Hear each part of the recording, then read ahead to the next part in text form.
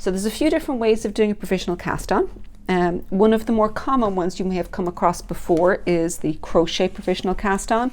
But with this one, I want to show you how to do the invisible one. You can use either waste yarn, or in this case, I've got barber cord. Let me undo this knot. So you attach the barber cord and the yarn that you're working yarn together, and we'll just tie them together like this.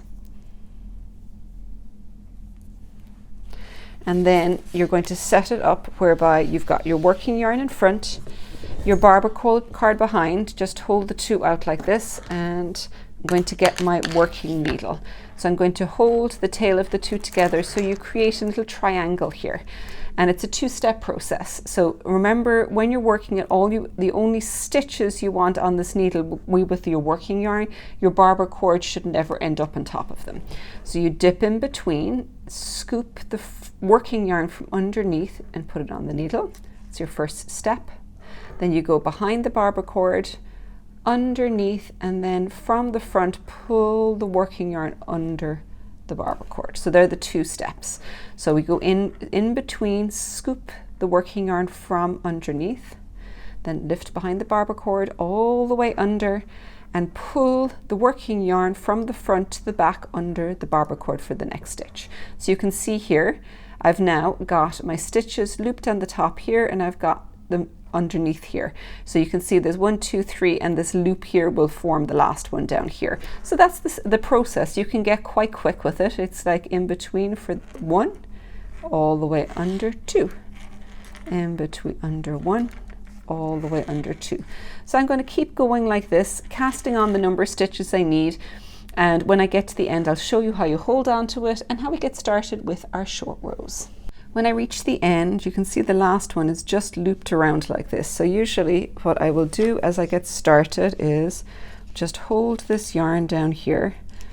So pull your working yarn in, around, under, making sure it's looped under the cord down here to create the last stitch.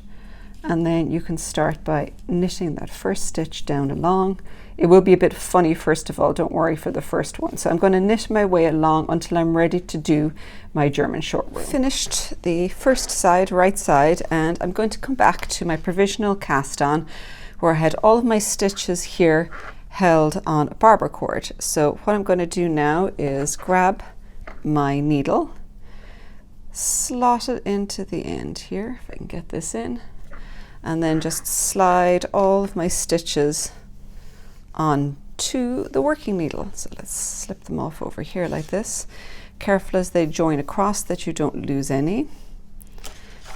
Get them all over, and then we'll be ready to join our yarn to get started on the next row. Here we go. They're all over onto the needle. I can slide my barber cord off to the side, and we can see what's happening here.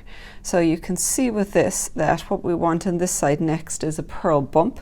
So we're going to be starting on a wrong side row so that we ensure that we've got our purl bumps where we want them and everything's going to match up. So